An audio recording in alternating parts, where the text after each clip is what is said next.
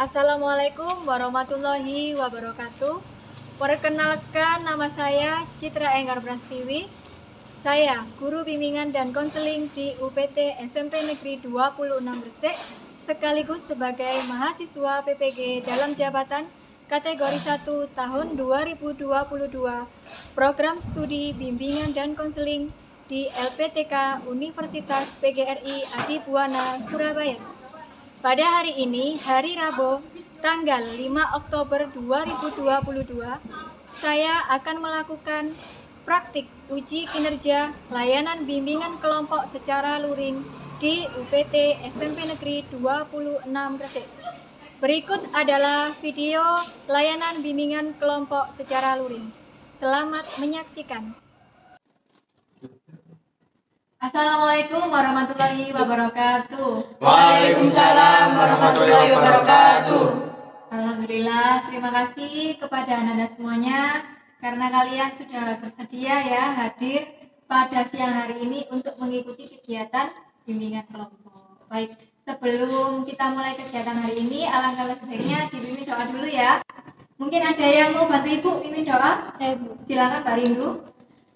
Sebelum kegiatan kita mulai, marilah kita berdoa menurut agama dan kepercayaan masing-masing. Berdoa mulai.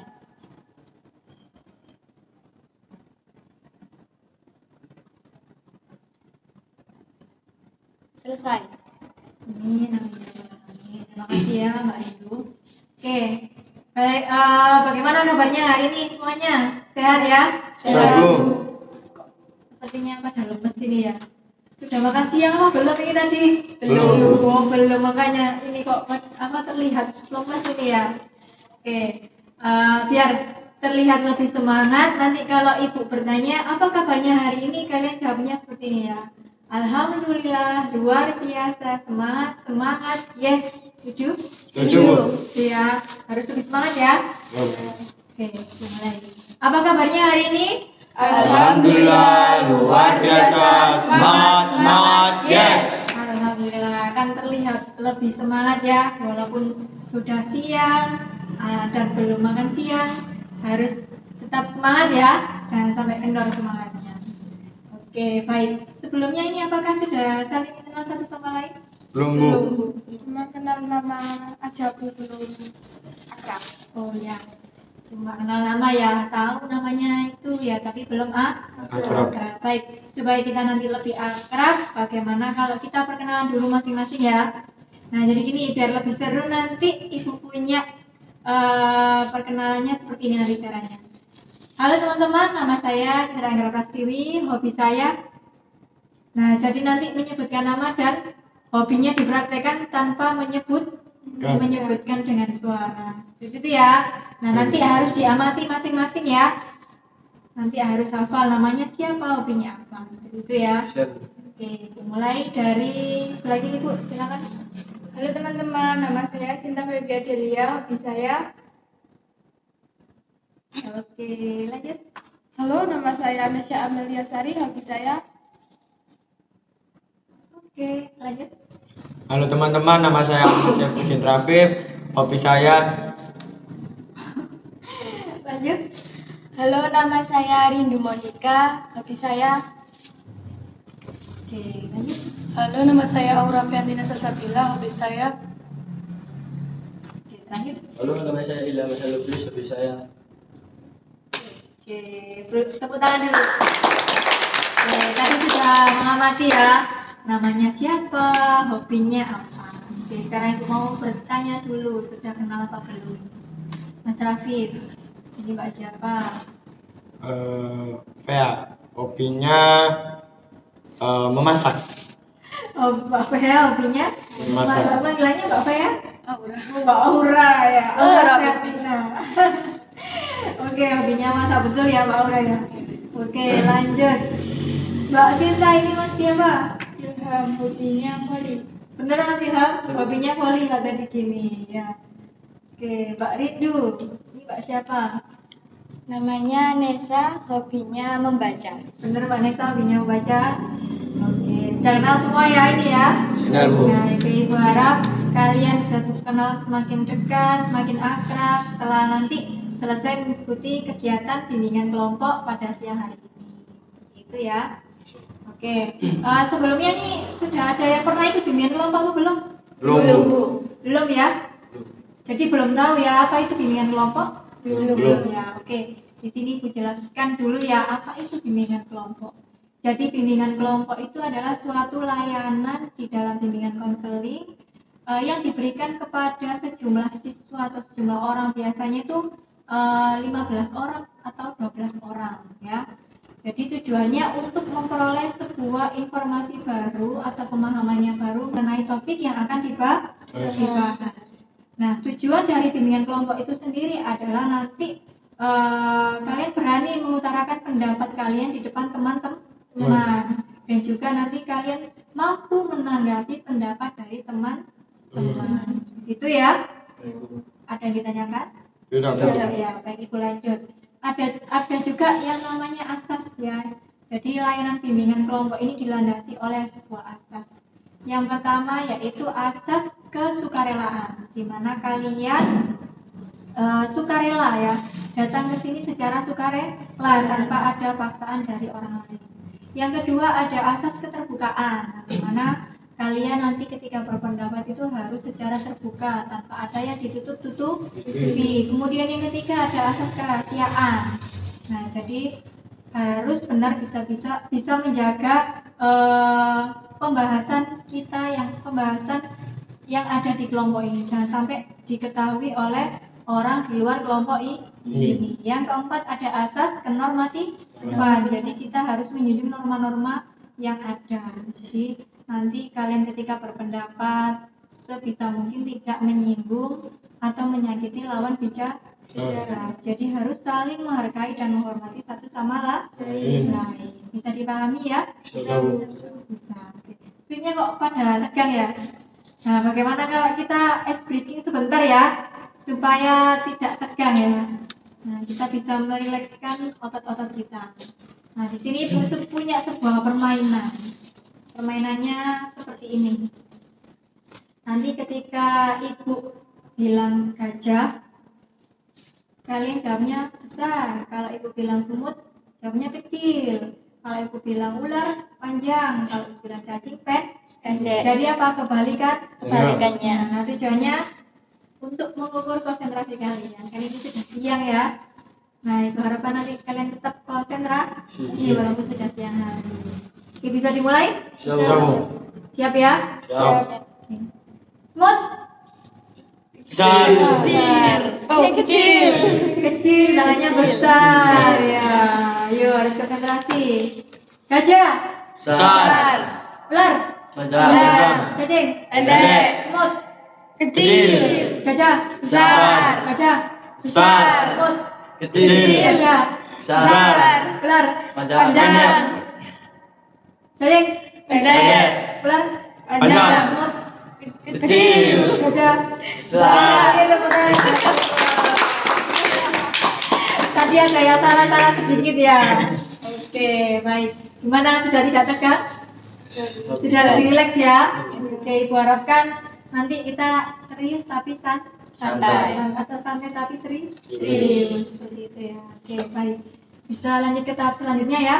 Oke.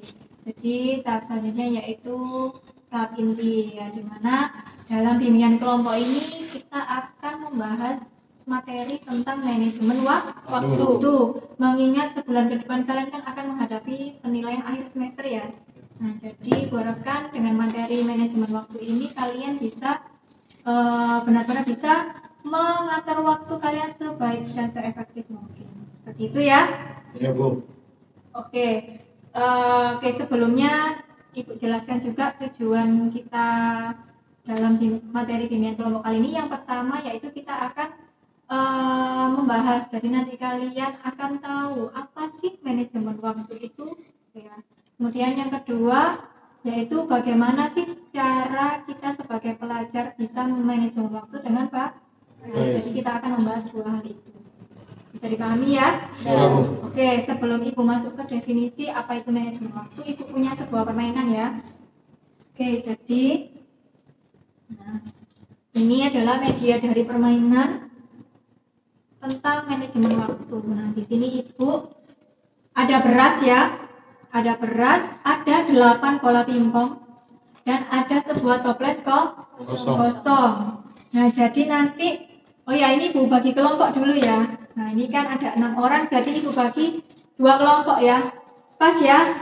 Langsung saja ini kelompok A, ini kelompok B. Jadi nanti tugas masing-masing kelompok memasukkan beras dan bola pingpong ke dalam toples kosong ini. Bagaimana caranya bisa masuk semua ya? Dan bisa tertutup toplesnya. Bisa dipahami? Bisa, Bu. Nggak ada yang ditanyakan ya? Ya. Oke, bisa dimulai ya. Oke. Mulai dari sekarang, silakan.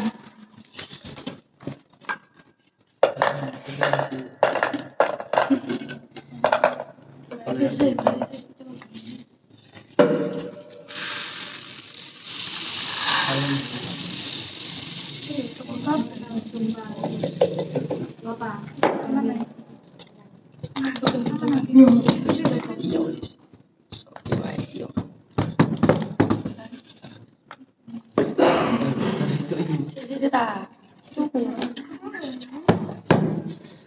Udah Bu. Wah, berhasil ya. Iya. Oke, kelompok A sudah berhasil. Kita tunggu dulu kelompok yang B. Tidak bisa.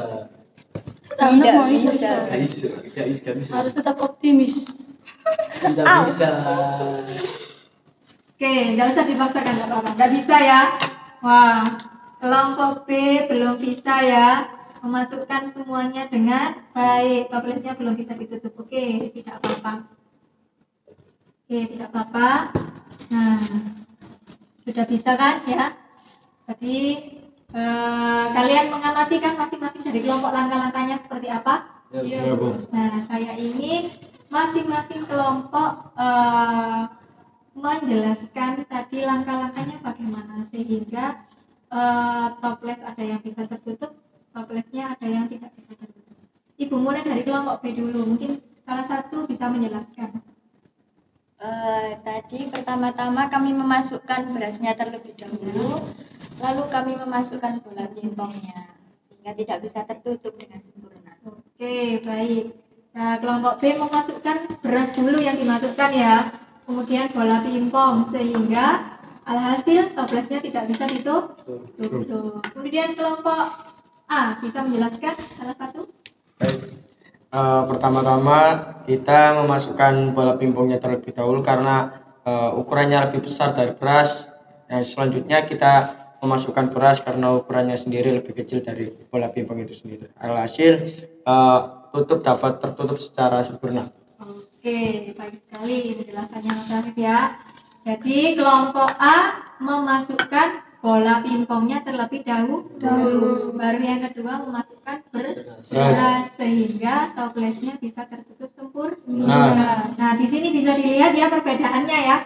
Ya, Bu. Iya kan? Iya. Berbeda kan tadi langkah-langkahnya? Iya, Bu. Langkah-langkah yang dilakukan oleh kelompok B berbeda dengan langkah-langkah yang dilakukan oleh kelompok A, sehingga hasilnya pun juga berbeda. Baik. Kira-kira ada yang tahu tidak makna dari permainan ini? Tidak. Tidak tahu ya? Oke. Di sini Ibu jelaskan dulu ya makna dari permainan ini. Nah, di sini kan ada 3 benda ya. Bola pingpong, beras dan juga toples. Nah, bola pingpong ini Ibu ibaratkan sebagai kegiatan utama kalian.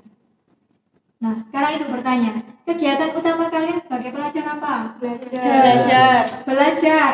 Kemudian beribadah, mengerjakan tugas, membantu orang tua, mengaji. Sudah ya? Nah, jadi ini tadi ya 5 kegiatan utama yang kalian sebutkan. Jadi bisa disimpulkan apa kegiatan utama itu?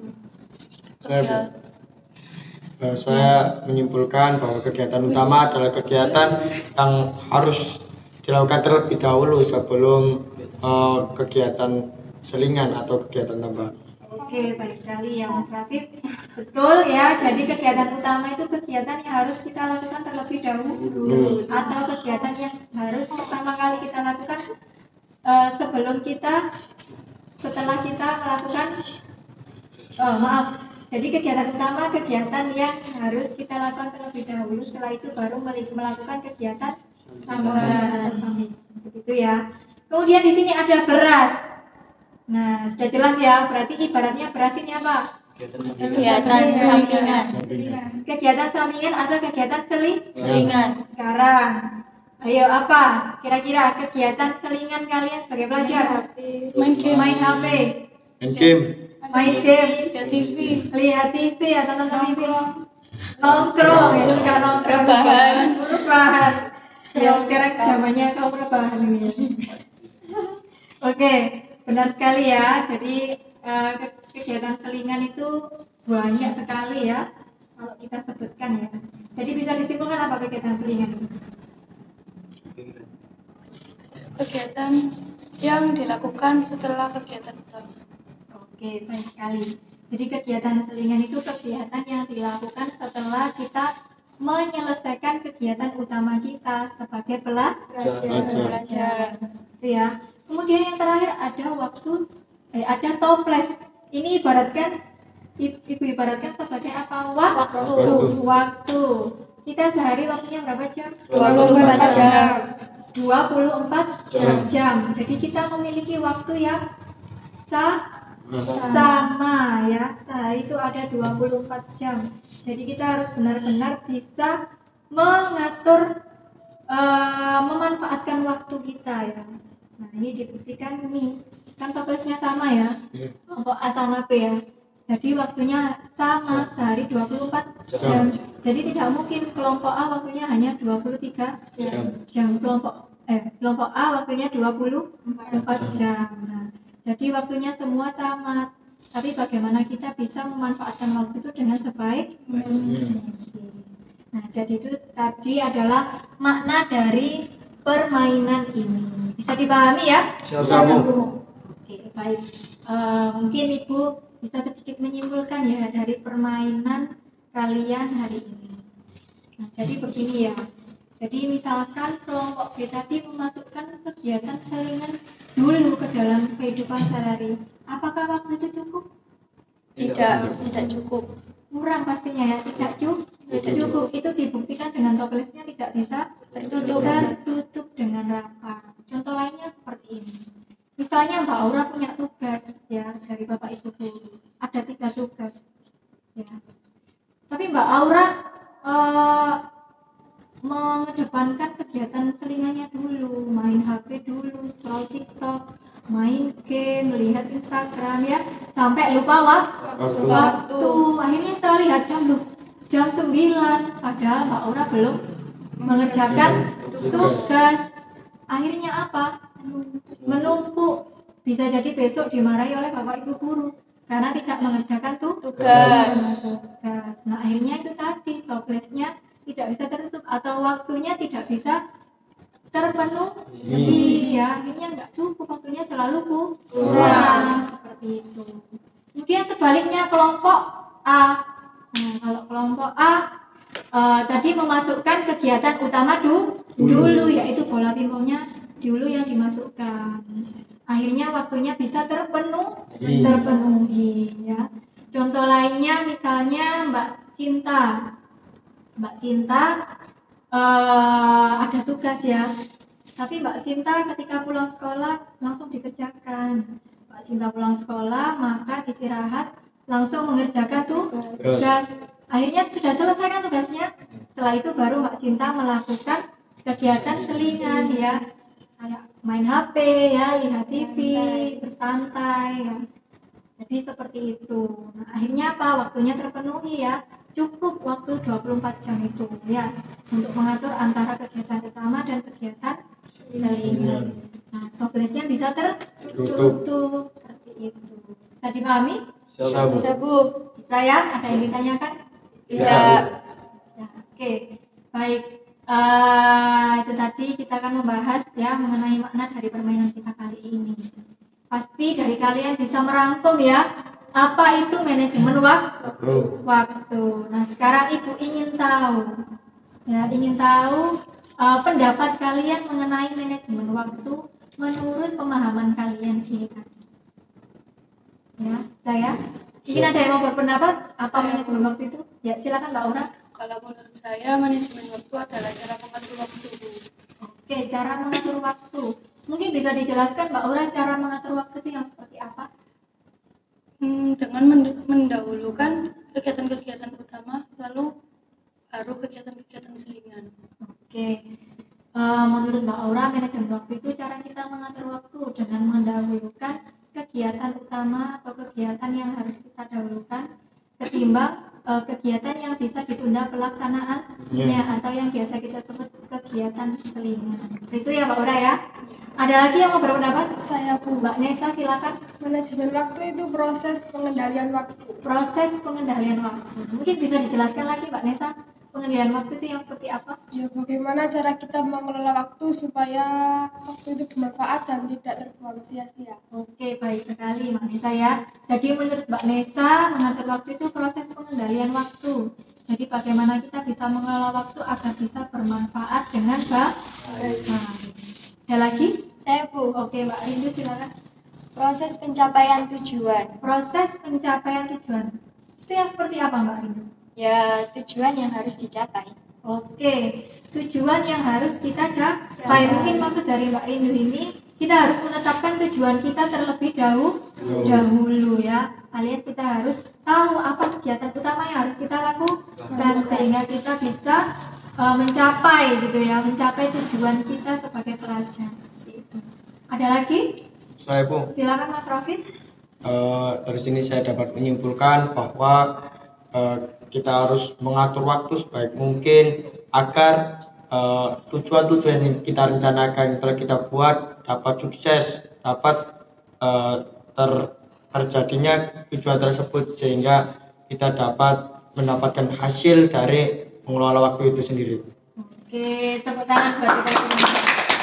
Oke, terima kasih ya. Sudah aktif ya, sudah mau berpendapat. Nah, itu baik. Nah, jadi di sini Ibu akan menyimpulkan ya dari pendapat kalian ini tadi mengenai apa sih manajemen waktu itu. Nah, jadi manajemen waktu itu adalah suatu tindakan terencana. Nah, agar kita bisa mengelola waktu itu atau mengatur waktu, memanfaatkan waktu dengan baik dan seefektif mungkin. Bisa dipahami ya dari sini ya? Bisa, Bu. Oke, baik. Yang kedua ya, kita akan membahas, tadi kan kita membahas dua hal ya, apa manajemen waktu, ini tadi sudah kita bahas. Yang kedua kita akan membahas tentang bagaimana sih cara kita mengatur waktu sebagai pelajar ya. Jadi cara kita mengatur waktu sebagai pelajar yang pertama itu apa? Membuat sebuah to-do list. Maaf, Bu. Oh iya Mas Ilham. To-do list itu apa? Oke, Mas Ilham bertanya, to-do list itu apa Bu? Mungkin hal baru ya bagi kita ya. Mungkin ada yang tahu dari teman-teman? Saya Bu. Oh ya, Mbak Aura silakan. To-do list itu semacam kita menuliskan jadwal apa yang akan kita lakukan nantinya. Contohnya, kalau pagi jam 7 saya sarapan, jam 12 tidur siang, dan malamnya jam 8 saya belajar.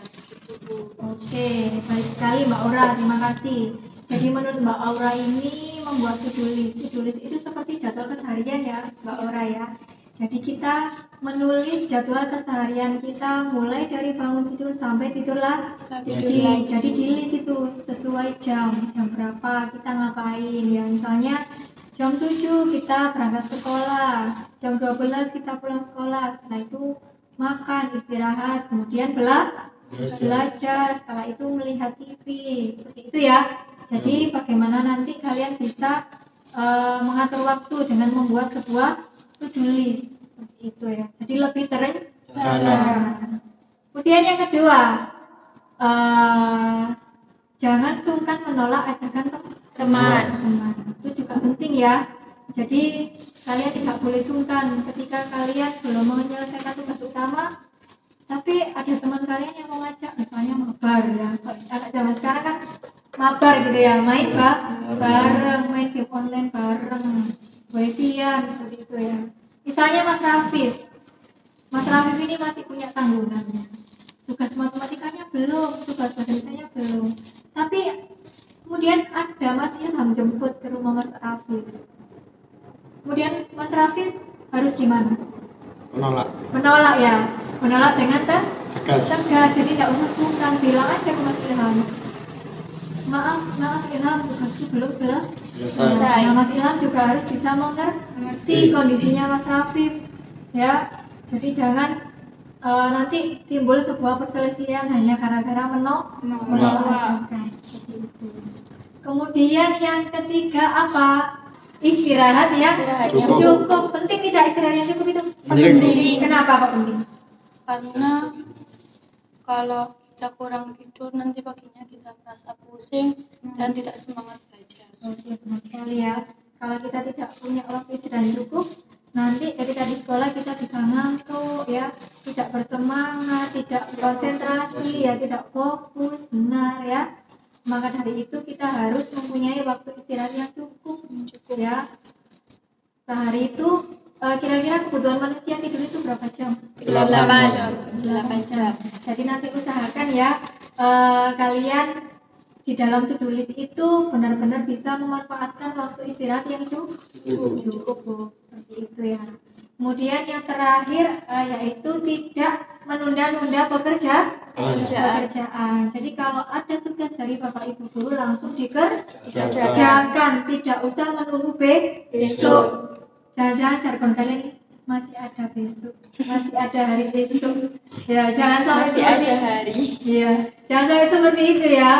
Kalau bisa dikerjakan sekarang, kenapa harus nunggu besok? Ya. Kalau kita sekarang nganggur, lagi luang, kenapa harus nunggu besok? Bisa saja besoknya lagi kita dapat tugas yang lebih Banyak. Makanya kita harus pintar-pintar mengatur waktu dengan tidak menunda Pekerjaan. Jadi langsung ya gercep, ya istilahnya gerak cepat ya. Jadi langsung dikerjakan pada waktu itu juga. Setelah kita mendapatkan tugas. Baik, dari sini ada yang ingin ditanyakan lagi? Tidak. Oke, baik. Sebelum kita mengakhiri atau sebelum kita masuk tahap kesimpulan, Ibu punya sebuah video singkat ya tentang manajemen waktu. Teman-teman, coba bayangkan jika kita membaca 1 jam dalam sehari tentang sejarah ataupun tentang bahasa, bisa juga tentang ilmu pengetahuan, dan masih banyak lainnya. Berapa banyak yang kita pelajari setelah 365 jam dalam 1 tahun? Seberapa banyak kita baca dan yang kita dapatkan? Jika ada yang berkata, saya tidak punya waktu untuk membaca, untuk belajar, ataupun mengerjakan tugas. Itu terdengar seperti kita tidak ada kemauan untuk berubah menjadi yang lebih baik. Kita mempunyai waktu 24 jam dalam sehari. Kita tidur 6 jam sehari. Jadi masih mempunyai waktu 18 jam tersisa dalam sehari. Rata-rata orang belajar, bekerja dan menjalani aktivitas sekitar 8 sampai 10 jam. Lalu kita melakukan perjalanan sekitar 1 jam sehari. Mungkin ada juga yang 2 jam dalam sehari. Jadi sekarang kita masih memiliki waktu 6 jam lagi. Lalu apa yang akan kita lakukan dengan 6 jam tersebut? Mungkin kita bisa makan sebentar, bermain sedikit, atau bisa juga mengobrol, melihat status teman di sosmed, menonton hiburan di TV. Kita bisa melihat berapa banyak waktu yang tersedia. Kita bisa bermain bersama teman setelah habis pulang sekolah. Bisa juga membuka media sosial seperti Facebook, video TikTok mungkin, dan mengecek beberapa banyak teman yang mengomentari status kita di Instagram. Kita juga bisa berkumpul dengan teman, mengobrol bersama, jalan-jalan, dan melakukan permainan lain yang membuat kita senang. Oke, itu tidak apa-apa, asalkan jangan kita lakukan setiap waktu. Kita bisa mencoba mengubah kebiasaan seperti itu. Bayangkan saja, jika kita mengatur hari kita dengan belajar, mengerjakan tugas sekolah, kuliah, membantu orang tua, dan melaksanakan aktivitas lain yang lebih bermanfaat untuk masa depan kita dan keluarga. Banyak sekali waktu luang untuk melakukan hal seperti itu. Berangkat ke sekolah untuk belajar, setelah pulang sekolah melakukan aktivitas lainnya. Jika kita mempunyai tugas dari guru, kerjakanlah tugas tersebut. Jika tidak ada tugas, kita bisa belajar kembali apa yang telah dipelajari di sekolah. Kemudian, dilanjutkan dengan membantu orang tua. membersihkan rumah, serta membantu tugas-tugas orang tua di rumah. Bayangkan, jika semalam kita membaca 2-3 jam, lalu berapa jam ilmu yang kita dapat selama sekian hari? Berapa ilmu yang didapat selama 1 tahun? Tidak ada ilmu yang percuma, tidak ada pengetahuan yang tidak bermanfaat. Maka dari itu, mari gunakan waktu kita sebaik mungkin. Jangan membuang waktu, tenaga, dan pikiran untuk hal yang sia-sia. Fokuslah pada hal yang menjadikan diri kita bernilai. Jangan katakan masih ada waktu. Lakukanlah segera, gunakan waktu kita dengan bijak supaya tidak ada 1 menit pun waktu yang terbuang sia-sia. Tetap semangat untuk meraih masa depan. Semoga bermanfaat dan terima kasih.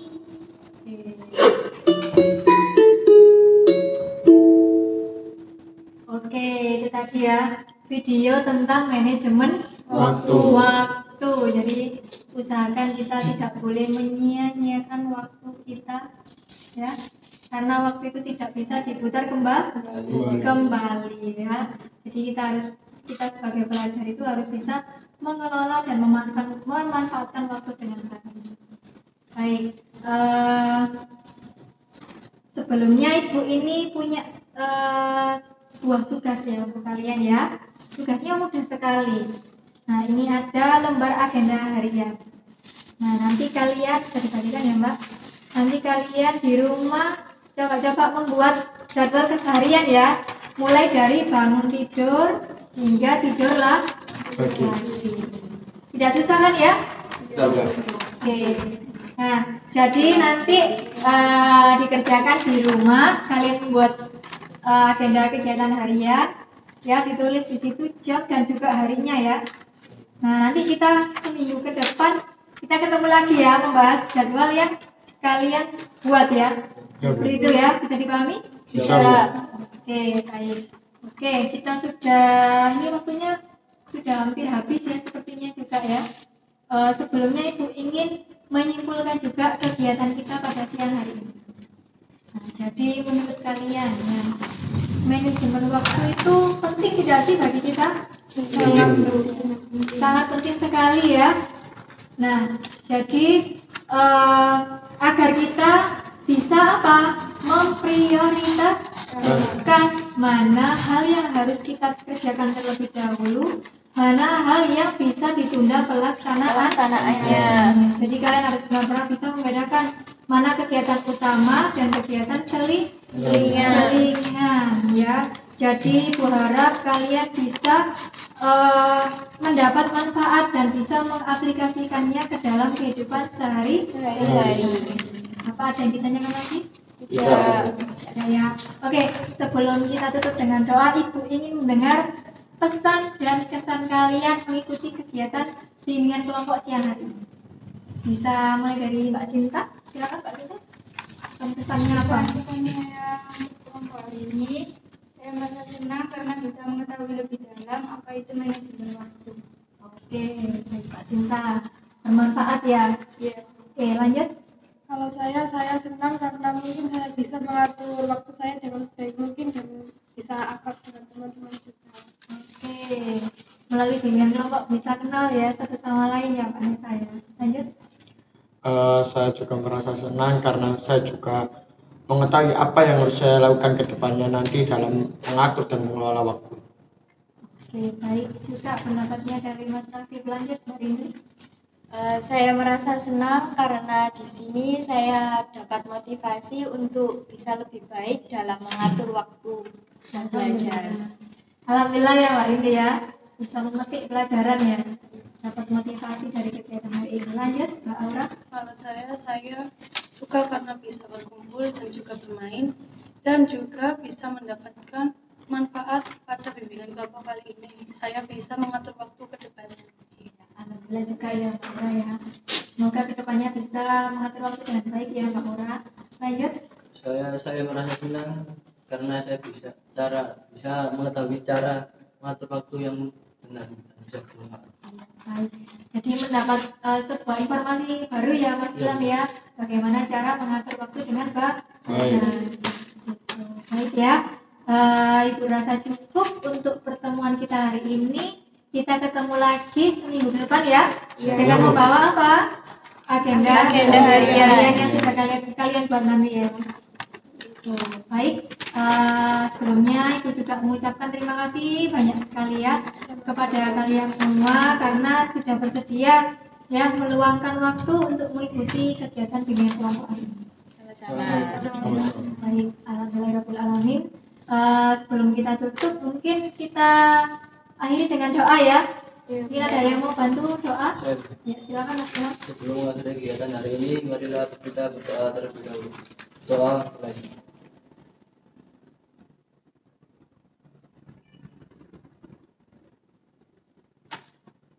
Berdoa sukses.